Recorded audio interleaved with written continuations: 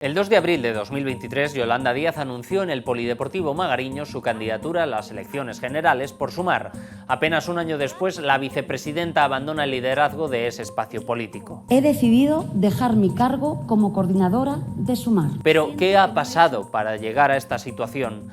¿Cómo es posible que la que era la ministra mejor valorada del gobierno y cuya imagen reunía cierto consenso en la izquierda haya dado un paso atrás? Vamos a tratar de explicarlo de forma sencilla porque el asunto tiene bastantes protagonistas y puntos de vista. Antes de que naciera Sumar, hubo un preámbulo que explica lo que vino después. En mayo de 2022, las izquierdas andaluzas lograron coaligarse in extremis para presentarse juntas a las elecciones regionales. Ahí se evidenciaron los primeros vestigios de desgaste por los choques entre Podemos e Izquierda Unida. Yolanda Díaz defendió que Inma Nieto, de Izquierda Unida, fuera la cabeza de lista y Podemos avaló a su representante Juan Antonio Delgado, elegido en primarias por la formación morada. Finalmente, la cabeza de lista fue Nieto tras semanas de choques y desencuentros públicos entre las formaciones. Sumar nació de forma precipitada tras el adelanto electoral de Pedro Sánchez el 23 de julio de 2023 y los malos resultados de Unidas Podemos en las autonómicas y municipales del 28 de mayo. La candidatura tuvo que armarse en tiempo récord y en un contexto bastante hostil en el espacio político. Durante las negociaciones se produjeron afirmaciones contradictorias, choques en redes sociales y en medios de comunicación. Pablo Iglesias acusó a Más Madrid, a Compromís y a los comunes de vetar a Podemos. Hay 3 territorios donde hay 3 fuerzas políticas que están diciendo abiertamente, con Podemos no, Madrid, la Comunidad Valenciana y Cataluña. Esas 3 fuerzas lo desmintieron. Que el señor Iglesias mintió en esas declaraciones. Nosotros no hemos vetado a nadie. Las acusaciones del exlíder de Podemos revelaban las malas relaciones previas entre la formación morada con Más Madrid, el partido de Mónica García, los comunes, el partido de Ada Colau, y Compromís, el partido de Joan Baldoví. Los hechos son que no hubo veto a Podemos, pero sí, todo hay que decirlo, a una de sus principales bazas, a Irene Montero. El veto a la exministra de Igualdad no vino por ninguna de las formaciones territoriales, sino por el equipo conformado por la propia Yolanda Díaz, según lo anunció Ione Belarra. Desde el equipo negociador de Yolanda Díaz se nos ha trasladado que la presencia de Irene Montero en el equipo que concurra a las próximas elecciones generales es un obstáculo insalvable para alcanzar un acuerdo de unidad. Ante las palabras de Belarra, no hubo explicaciones directas y claras por parte de Yolanda Díaz sobre por qué se bloqueó a Montero. No voy a desvelar ni nada de las negociaciones. Las críticas que los morados hacían al equipo de Díaz trataban de ser neutralizadas mediante la ley del silencio, algo que pasa factura y deja al relato sin control. Finalmente se logró el acuerdo. Pese al veto del equipo de Díaz a Montero, Podemos concurrió a las elecciones con Sumar. Lo digo claramente, concurriremos a las elecciones generales con Sumar. Esa decisión está tomada. Sin embargo, las fricciones eran evidentes y la falta de confianza hacia la formación morada se vio en las listas. Ione Belarra fue la número 5 por Madrid, por debajo de Íñigo Errejón, cuya formación Más País tenía menos peso electoral que Podemos en el conjunto del Estado.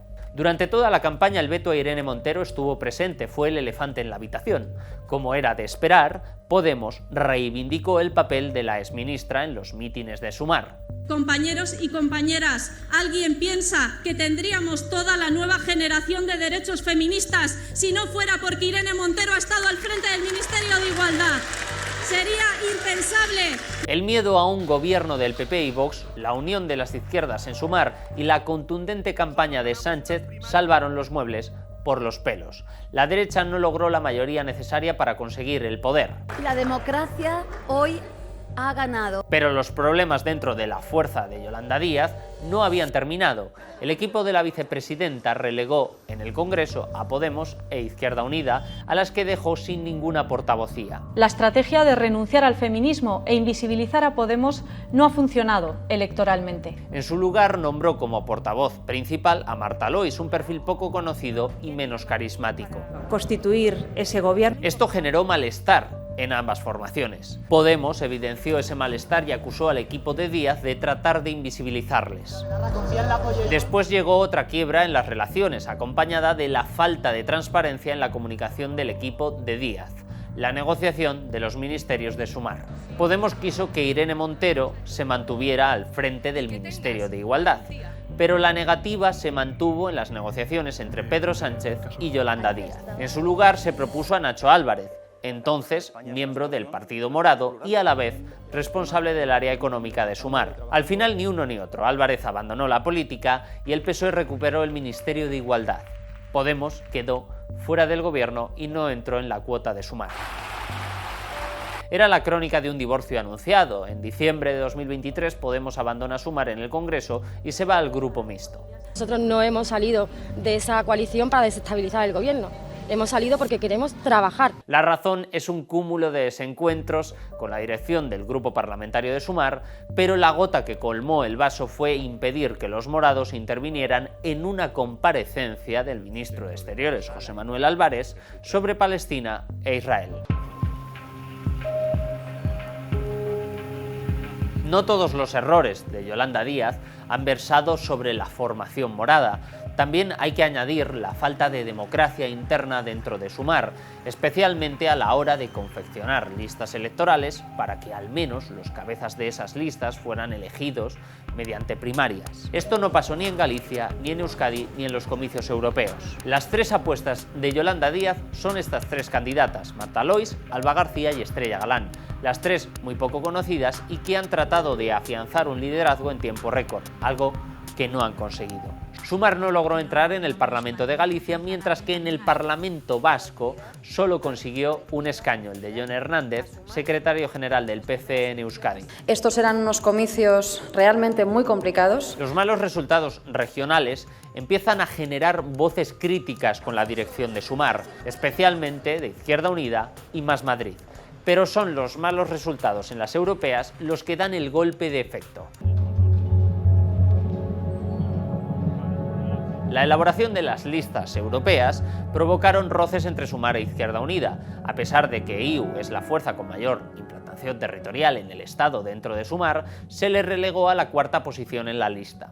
Por encima, Estrella Galán, un perfil desconocido y poco carismático, Jaume Asens de los Comuns y Vicent Marçà de Compromís. Manu Pineda, de Izquierda Unida, ocupa el cuarto lugar a pesar de haber sido ya eurodiputado y de tener una trayectoria intachable en la defensa de la causa palestina. Sumar logra solo 3 escaños y Pineda no se convierte en eurodiputado. Galán, que ha tenido sobre sus espaldas el peso de la campaña, comparece sin la presencia de Yolanda Díaz y lamenta los resultados. Sin lugar a dudas no podemos dejar de hablar de la baja participación. Este modus operandi de Yolanda Díaz de dejar solas a las candidatas cuando han obtenido malos resultados electorales ha contribuido a desgastar su imagen. Para analizar el papel de los medios, vamos a verlo desde dos prismas. El primero es la pérdida de peso de Yolanda Díaz en los grandes medios, en televisiones y en periódicos. El segundo es el intento de desgaste promovido por el ecosistema mediático configurado por Pablo Iglesias en torno a Podemos. Podemos tiene unos liderazgos consolidados y a la organización y a una militancia muy numerosa cohesionados también. Además, pues cuenta con un medio de comunicación afín que, aunque no puede compararse con los medios afines al PSOE y a las derechas, es ya más de lo que nunca tuvo la izquierda. Pedro Sánchez ha logrado acaparar la agenda setting y colocar sus mensajes de forma más eficaz que la de Sumar. Sé que me hostigan, que tratan de atacarme por tierra, mar y aire, no porque me llame Pedro Sánchez, sino porque soy el secretario general del Partido Socialista Obrero Español. Las campañas de Yolanda Díaz han estado desdibujadas frente a las de los socialistas. En paralelo, los medios convencionales han quitado el foco de la vicepresidenta y lo han centrado en el presidente del gobierno. Yo creo en la política. Además, Podemos posee un ecosistema mediático en Internet que abarca desde Canal Red a cuentas en Twitter afines al partido que han buscado sistemáticamente movilizar críticas contra Yolanda Díaz, algo que ha motivado un evidente desgaste en un nicho de electores de izquierdas muy movilizados en el entorno digital. Esto se ha visto de forma muy clara en las elecciones europeas. Por ejemplo, simplificando el complejo debate de los verdes y la izquierda con la cuestión palestina. El entorno de Sumar, en lugar de marcar su propio ritmo, ha ido a remolque en muchas ocasiones de la influencia de Podemos y su brazo mediático.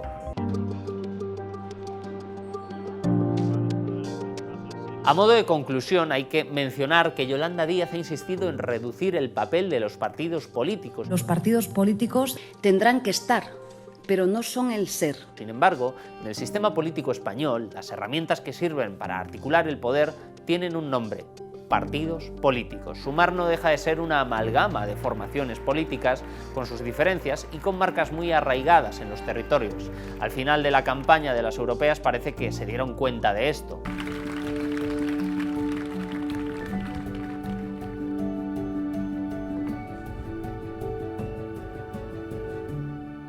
Por tanto, enarbolar un discurso contrario al papel de los partidos no deja de ser contradictorio y, como hemos visto, contraproducente.